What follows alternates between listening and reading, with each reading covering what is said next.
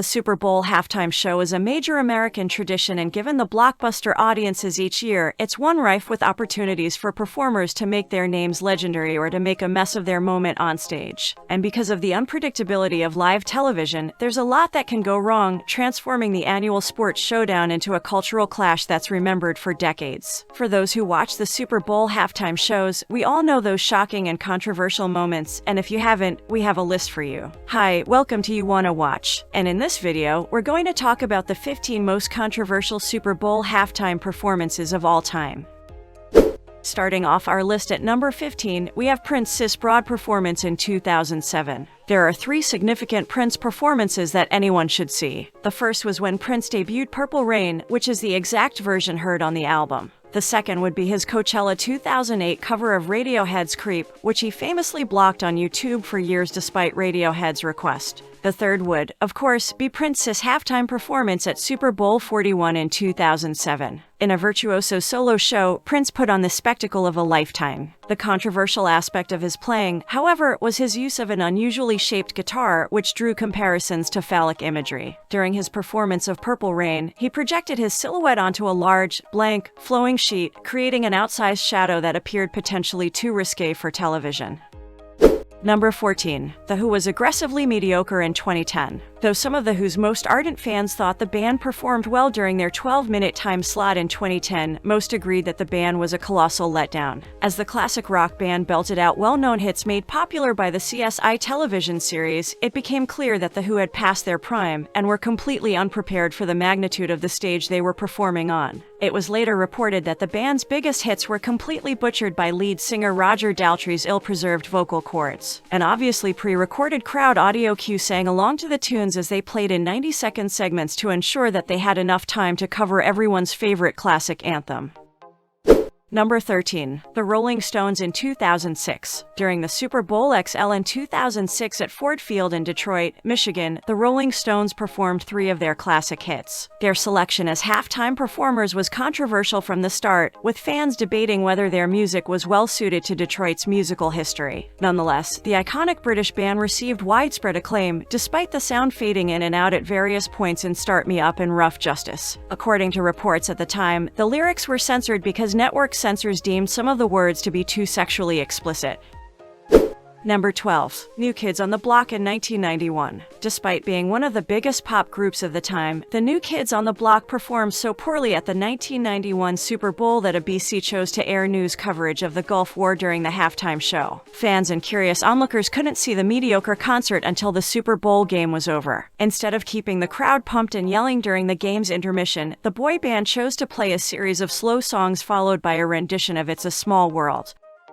Number 11. Fergie's attempt at Axl Rose falls flat in 2011. The Black Eyed Peas halftime show got off to a promising start when the group descended onto the stage in flashy costumes from zip lines tethered above and immediately launched into I Got a Feeling. Unfortunately for the group and fans watching the show, the performance quickly lost its appeal as audio malfunctions disrupted the song. will.i.am's voice overshadowed the other three performers, resulting in a disconnected sound that made the mix of hit songs by the Black Eyed Peas sound out of tune and off balance. When the instrumental switched from the group's usual hip-hop sound to Sweet Child O' Mine with will.i.am, still rapping about beats. As Guns N' Roses lead guitarist, Slash, took the stage with his guitar, Fergie tried her best Axl Rose impersonation, forcing her voice to match the pitch, depth, and tone of the Guns N' Roses frontman. Slash exited the stage after an awkward performance, leaving the group to perform a few more of their hit songs.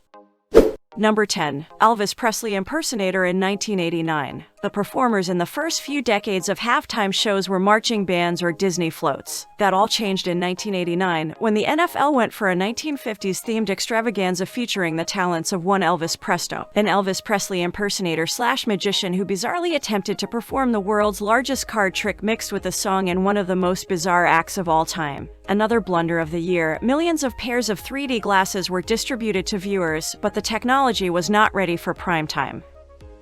Number 9. Katy Perry's Left Shark Goes Rogue in 2015. Katy Perry's poppy, colorful Super Bowl set featured animatronic stage sets and goofy costumed palm trees, but it was the left shark who stood out and stole the show, breaking from choreography to go rogue with a few improvisational moves. Most people were amused by the dancers onstage bumbling, which quickly went viral, but the story didn't end there. Katy's attorneys actually prosecuted people who tried to make and sell fake shark costumes.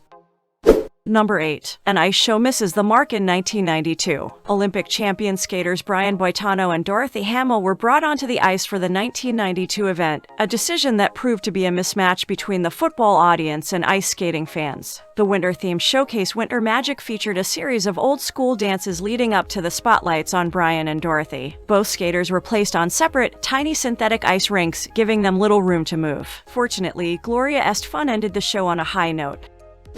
Number 7. Snoopy stars in a Mardi Gras-themed extravaganza in 1990. The 1990 Super Bowl halftime show featured a Mardi Gras-themed musical lineup, including a birthday tribute to Snoopy and Charlie Brown. The show's name, Salute to New Orleans and 40th Anniversary of Peanuts, hinted at the unusual pairing. Instead of a stage, Irma Thomas, Doug Kershaw, and trumpeter Pete Fountain performed on a 120 feet long, 5-story high steamboat.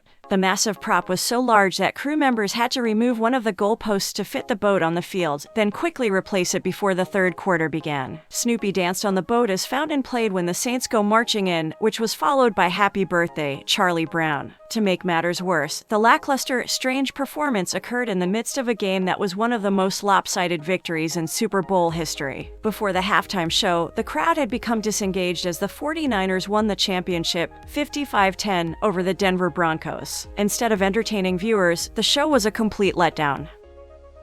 Number 6. Red Hot Chili Peppers play Unplugged in 2014. The Red Hot Chili Peppers are known for putting on heartfelt, improvised shows for their fans. However, when the National Football League requested that the band pre-record the bass, drums, and lead guitar for their 2014 performance with Bruno Mars, the band surprisingly agreed. The fake spectacle outraged fans, and it wasn't hard to tell because the guitars weren't plugged into any sound system. Guitarist Flea later revealed that he and his bandmates decided not to pretend to be playing live because they didn't want to deceive the audience, so they didn't plug in their instruments.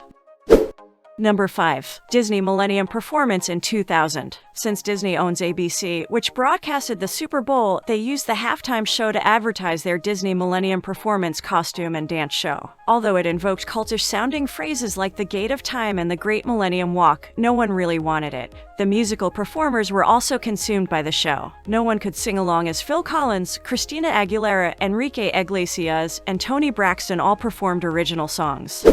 Number 4. Indiana Jones theme goes awry in 1995. The National Football League executives knew they needed a big production for the 1995 Super Bowl halftime show, and only a few companies could afford such a lavish show, one of which was Disney. Because Disneyland was constructing a new Indiana Jones-themed roller coaster at the time, the two companies collaborated to create a spectacle fit for the big screen. The spectacle included crooners Patti LaBelle and Tony Bennett, skydivers, live pythons, lasers, a variety of instruments ranging from tribal drums to a guitar, and a man who was lit on fire. The performance was based on an intriguing story about an evil witch stealing the Lombardi trophy. At the same time, Indiana Jones is attempting to retrieve the coveted Super Bowl prize from a Moroccan nightclub. The inevitable Indiana Jones-themed fighting scenes were seen live news in front of up-close cameras, providing television viewers with a clear picture of the punches and strikes that came nowhere near hitting the karate school volunteers who played the villains on stage. Despite knowing the risks of performing live news in such an environment, Tony Bennett refused to lip-sync his numbers and messed up the beginning of his song. The trophy was also too heavy to be tossed around from stuntman to stuntman, and the camera captured the visible struggle participants had pretending to hit people over the head with the stolen prize. We are nearing the end of our video, but before we proceed, we would like to ask you to please like and subscribe to our YouTube channel at www.youtube.com/c/YouWannaWatch 2022, and follow us on our Facebook page at www.facebook.com/YouWannaWatch. Any support you provide us will help us provide you with more and better content. Okay, now back to the story. Number 3. Beyoncé shocks with formation in 2016. Beyoncé has delivered massive extravaganzas at multiple Super Bowls, but her Black Panther-inspired 2016 performance is her most significant. Her performance of the politically charged formation sparked outrage from law enforcement and right-wing pundits. While Coldplay was the headliner that year, Beyoncé's brief appearance was all anyone could talk about. Number 2. M.I.A gives the finger in 2012. The National Football League sued British rapper M.I.A in 2012 for briefly flipping the bird during a performance of Give Me All Your Lovin' with Madonna and Nicki Minaj at Super Bowl 46. M.I.A, who had a top 100 U.S. Billboard hit with Paper Planes, was managed at the time by Roc Nation and Jay-Z. Though the NFL initially only sued for $1.5 million a few months after the show, the organization later added another $15 million 2 years later. According to the rapper, Jay-Z believed she should accept the offer, which would eventually require her to give the NFL 100% of her earnings if she earned more than $2 million. No artist had ever stood up to the NFL at the time, and M.I.A eventually settled the lawsuit in 2014 for an undisclosed sum. Notably, the artist left Roc Nation and hired her own attorneys to represent her in the lawsuit. Finally, at number 1, we have Janet Jackson flashes America in 2004. The Super Bowl halftime show in 2004 marked both a bitter end and a new beginning, just as Janet Jackson delivered the performance that stifled her career and MTV lost the rights to produce any future NFL events. Near the end of the concert, Janet performed Rock Your Body with pop star Justin Timberlake, and as the song ended with the lines, "Gonna have you naked," by the end of this song, Justin reached across Janet's chest and ripped the front of her top, exposing a pierced nipple. Though Justin publicly apologized and went on to perform at a subsequent halftime show, Janet's refusal to comment on what became known as a wardrobe malfunction effectively ended her career. Though the exposure was ruled an accident, Janet Jackson's tailor confirmed that he had been contacted prior to the show to alter her outfit for the show, and a Houston piercer confirmed that he had sold the nipple piercing scene on national television to one of Janet's representatives in the days leading up to the infamous performance. What do you think about these Super Bowl halftime performances? Which among them shocked you the most? Did we miss anyone or anything that you think should have been included? Let us know your thoughts by writing a comment on this video. If you're interested in our other videos, just hover over the videos and just press play. Until next time, watchers, thank you for watching our video.